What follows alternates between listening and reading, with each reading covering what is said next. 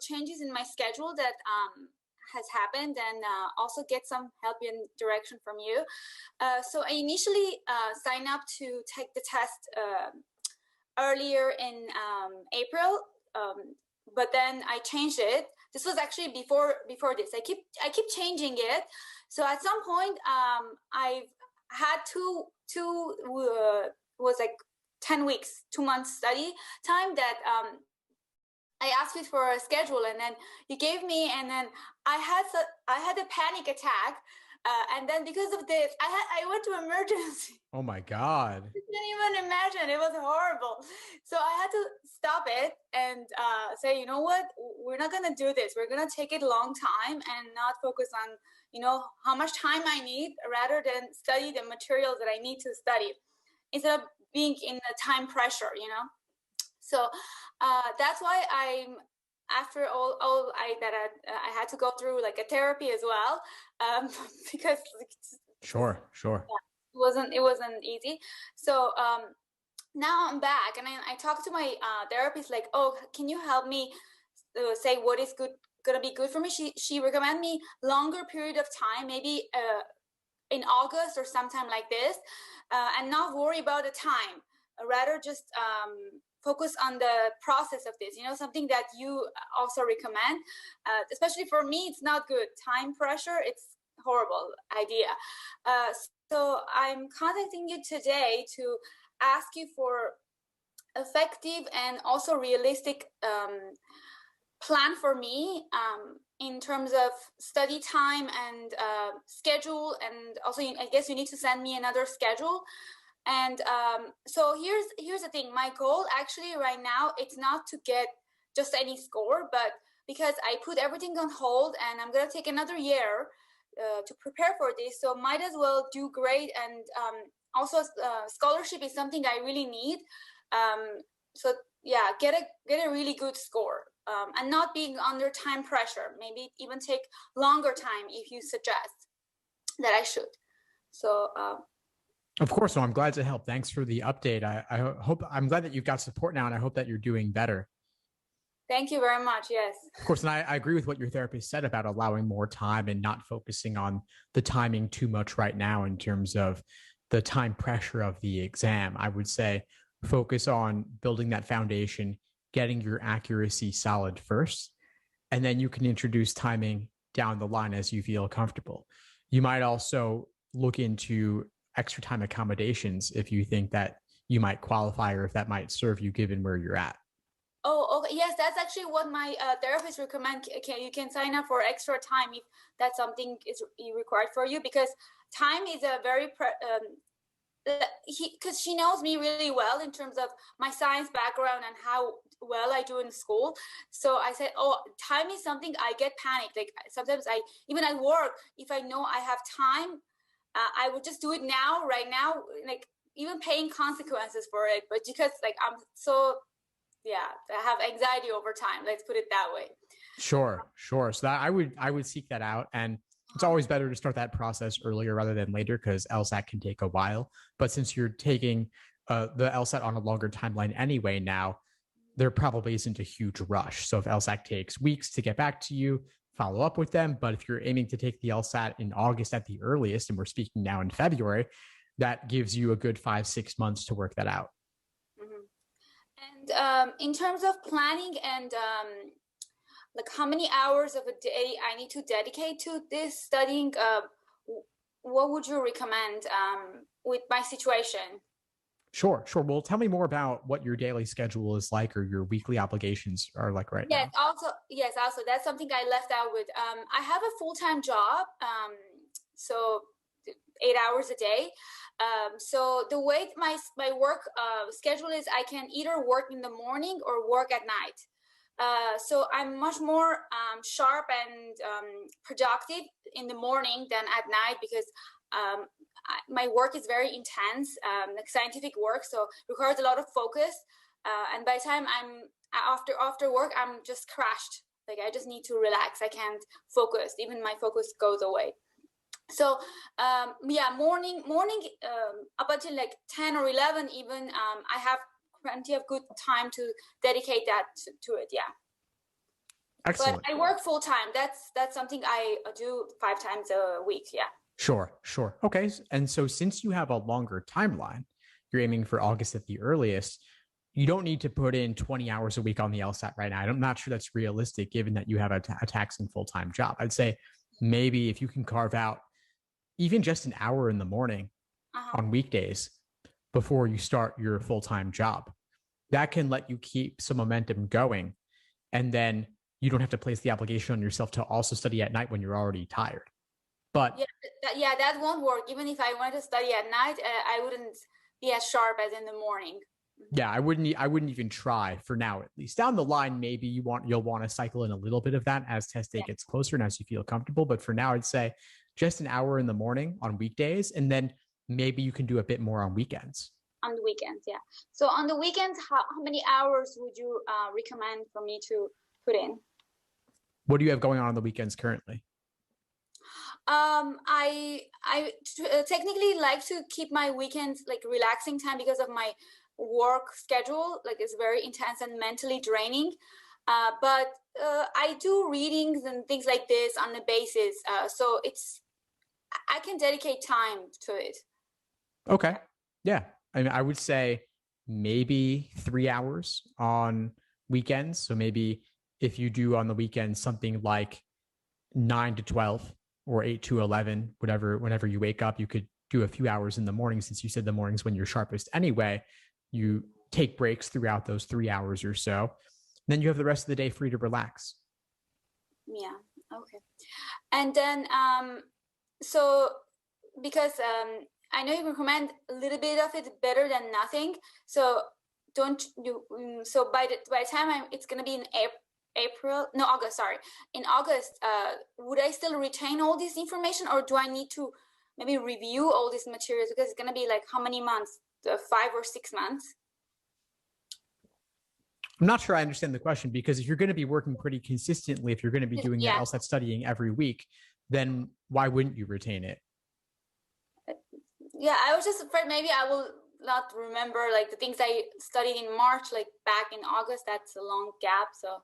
Well, if you did nothing between now and then yeah, you could get rusty, of course. But if you're working on the LSAT every single week between now and then, you're not going to get rusty. What you're doing now, you're going to keep building on that and keep practicing that. So let's say hypothetically, I'll just make up some example now. Let's say hypothetically you work on grouping logic games now.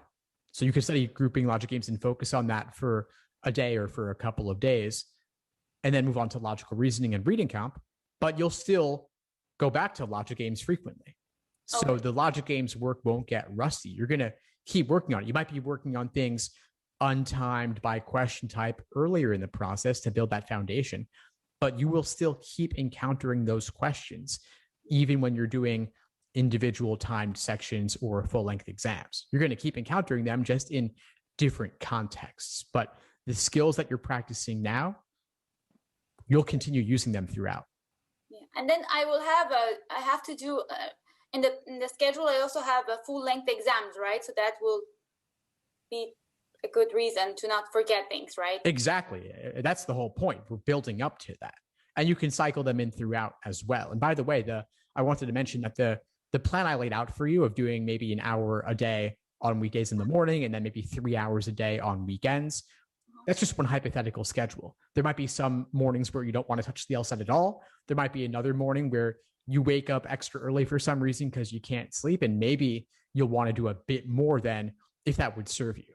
But you have a long enough That's exactly timeline. what it's funny because that's exactly what my therapist told me. It's like one days you just feel like you don't want to do it, don't force yourself. But then next day maybe you do 2 hours or longer. So then keep as much as you can. Exactly. That's very, yeah. Yeah, do what you feel you need. But I also wouldn't want you to, if you skip one day, you don't need to automatically double up on the next day. Especially imagine if, let's say, you got sick or there was a family issue or something that took you out of the LSAT for a week. You shouldn't then try to cram it all in to make up for it whenever you get back into it. It's you have a long enough timeline that you can take it slow and you don't need to ever feel the need to cram on this. Yes. Okay. And then so you changed your website, right? I'm not familiar with it as much. So if you can please tell me what are the things I need to do in terms of watching videos, learning the content, which is in the videos, right? And then doing the practice tests that it's recommended by you. Of course. Yeah. I actually created an entire orientation video in the new course platform to show you the walkthrough. So it's under foundation, the foundation section. One of the very first videos is the orientation specifically for the new course website to show you how to navigate it and show you where to find different things. So take a look at that. If you still have questions after watching it, let me know, but I'm actually showing and demoing what it looks like. Oh, perfect. Now, I haven't watched. I'll definitely watch it. Okay, the other question I have, so yes, do you recommend other resources besides your videos and practice exams that I do? Do you think I would be, because I have no, like say I'm freshly brained, like I have no idea about LSAT, right? And I wanted to start learning all these skills and everything. Would all your materials be good enough, or I can like read a book on the side, or look into other things? That great question. I mean, if you want to use a book, use a book. But I've got so many videos in the course at all different levels. So the foundation section, for example, I give detailed walkthroughs of all sections, all question types for total beginners. And then there are also the workshops, which are live class recordings going in much more depth on the specifics. So I'd say go through all the foundational material first inside the course with all the videos, because those will give you the strong foundation in each section and each question type and better prepare you to then do specific practice problems of each type. And the live class workshops, where there are recordings of those as well, will give you the walkthroughs. Okay, the live classes will be walkthroughs through questions that people ask, or is it something you come up and answer? I'm not sure how to answer that, because it's kind of a mix of both. So we have a certain question type on the agenda. So let's say logical reasoning principle questions. There might be a little bit of theory at the beginning just to give people a recap in terms of what these questions are and how to approach them. And then you'll go through a handful of questions of that type live in class with the other students too. Oh, I see. Okay. Yeah. Yes. So I really like that you added the course to the Google Calendar, because that I can sync it to my calendar. It's very great. But the problem is that at that time I'm working. So I know that you record them, right? Yeah, they're all recorded. Yeah. So if I would listen to these recording, I would still have an idea of what type of question people ask. And then if I have a question, then I had to dedicate it one time to come and ask you questions. And you could also submit questions in advance, or even if you can't make a class, there's a form on the website. You can just submit questions or requests for future classes, and then I'll do what I can to work them into the schedule for an upcoming class. So of course, it's great if you can attend live. I understand scheduling conflicts are inevitable, especially when you're offering as many classes as I am. I don't think anybody attends all of them, which is totally fine. Attend and pick and choose what you're able to. And if you miss anything, of course, they're always recorded. And then even if you can't attend a class live, we'll still try to get to your question in class too. Yeah. So the live classes are not recorded? No, they are. They are recorded as well. Okay. Yeah, every class is recorded and uploaded to the course platform. So anything you miss, it'll all be there. And so the course library is growing more and more and more over time. I've done, I think, at least 5 or 6 classes on just logical reasoning flaw questions alone from all different angles. And so we're going to have multiple perspectives covering all different stuff.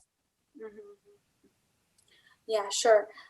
That's great. That answers all of my questions. The website, LawHub, and then, yes, I will definitely apply for accommodation. So do you know anything about what accommodation is different compared to the regular in terms of time? Yeah, sure. So LSAC, for extra time accommodations, they will typically offer time and a half. So instead of 35 minutes per section, you would get 53 minutes per section. That's typically what they offer. But there are also students who get double time. So they get 70 minutes per section instead of the original 35 or even 53. So time and a half is 53 minutes. Double time is 70 minutes per section. It's also possible to get additional breaks between sections. So for the LSAT Flex, which is only 3 scored sections back to back and you're done, extra time accommodations might involve a break in there somewhere, along with having more time, of course. But then for the new online 4-section LSAT beginning in August, there's going to be 4 sections, not 3, because they're adding back in the experimental section. Oh, okay. So when I'm preparing for August, I should be okay, or I shouldn't be okay with the strategy of studying right now? No, you'll be okay with the strategy. But Yeah. I also want you to know that this is a very recent update. They just announced it last week that starting in August, they're going to add that 4th unscored experimental section to the online LSAT. So that will just change how you take your practice tests, but nothing else changes in terms of content or anything like that. Just to update you, did you hear about the change, by the way? No, I did not. Thank you for telling me. Of course. So I'll tell you, I'll give you a brief rundown of it then. So basically, the LSAT historically has always had an unscored, unknown experimental section. The LSAT Flex due to COVID, they removed it temporarily just because they were getting used to administering the LSAT online with ProctorU and such, and they didn't want to allow breaks for maybe test security reasons or logistical reasons. But they can't do that forever because they have to be able to test out future questions. The way they do that is with an experimental section. So it's going to be one of logic games, logical reasoning, or reading comprehension. It'll be a full-length section, not meant to be easier or harder than anything else, and you won't know which one it is during the exam. So you'll have 2 sections back to back. You'll have a break of probably 10 minutes, and then another 2 sections back to back. One of those 4 sections will be the unscored, unknown experimental section, any of games, reasoning, or reading comp. And so what this means for you basically is that you prep like normal, except you do 4 sections and you give yourself that break. But if you get extra time accommodations, you want to prep with the time that you're actually going to have on test day, whether it's time and a half or double time. And you'll also want to practice with that break. And you might see whether LSAT might give you an additional break as well, based on your situation. Oh, I see. Okay. And starting August, so July does not apply to that. Yeah, and there's actually not an LSAT in July this year. So the upcoming LSATs as we speak now, the February LSAT just finished. Then there's going to be April, then June, and then August. June and August. Yeah, there's no July. Yeah. Okay, but the August has this. Okay, so I need to practice for it, and it's going to be. So instead of being 2 hours, it will be how long again? Great question. Yes. So with the LSAT Flex, with 3 sections back to back, it would be just about 2 hours. If we're adding in a 10-minute break, plus, let's say, if you take the break to go to the bathroom and leave the room, when you come back in, they're going to want to briefly re-verify your ID and such, things of that nature to make sure it's still you. And then you'll do the other 2 sections. So if we're adding in 10-minute break, plus another, let's say, 2 minutes just to re-verify security, and they'll maybe scan the room or something to make sure there's no prohibited items. Then you do another 35-minute section. So that's adding on approximately another 47 minutes. So let's say, just hypothetically, 2 hours and 45 minutes or so. 2 hours, 47 minutes. It's only 45 minutes. Approximately, yeah. And that's assuming standard timing. If you have accommodations, then, of course, it could be a bit longer. Longer. Okay, I see. Yeah. Yeah, well, that's great. Yeah. To know, and thank you for letting me know. So now I can prepare, because the Law Hub already has 4 sections. So I might as well do everything. The only thing with that is that the Law Hub is extra, the 4th section's logical reasoning, because the old LSAT pre-COVID was 2 scored logical reasoning sections, 1 games, 1 reading comp. So you don't always want to practice with logical reasoning as your extra section, because it could be any one of games, reasoning, or reading comp. So you might want to occasionally mix in a section from another exam. Oh, I see. Because the section that they're adding is the reading comp, not the logic. The reading comp they're adding, right? Correct me if I'm wrong. You mean in Law Hub? No, the new test that they're adding, the experimental portion is reading comp, not the logic games. No, it could be anything. We don't know what it's, you don't know what it's going to be, because they're testing out questions of all different types. I see. Okay, yeah. So that's why you recommended just do everything, like all of these 3 sections first, and then add an extra section. Right. So do 1 of games, 1 of logical reasoning, 1 of reading comprehension, and then you're going to want to rotate which extra section you insert as your unscored, unknown experimental section. Of course, it could be logical reasoning, and logical reasoning is probably easiest to do using LawHub, but you should also use games or reading comp instead to mix it up, because what you do on test day could be anything. Right. Okay. That makes sense. Yeah. All right. I guess that's all I have question. Yes. And so I will ask you for a new schedule if you can share with me, and then I'll start from the foundation, the orientation videos, and take it from there. Of course. Yes. I'll send it over after we get off this call. Thank you so much for all your help. Of course. Great catching up with you. I'll see you in class soon. Thanks for tuning into the show. Please subscribe if you haven't done so already to be notified of new episodes as I release them. And feel free to reach out if you need anything at all as you move forward with your prep. I'm happy to help however I can. In the meantime, I wish you all the best and take care.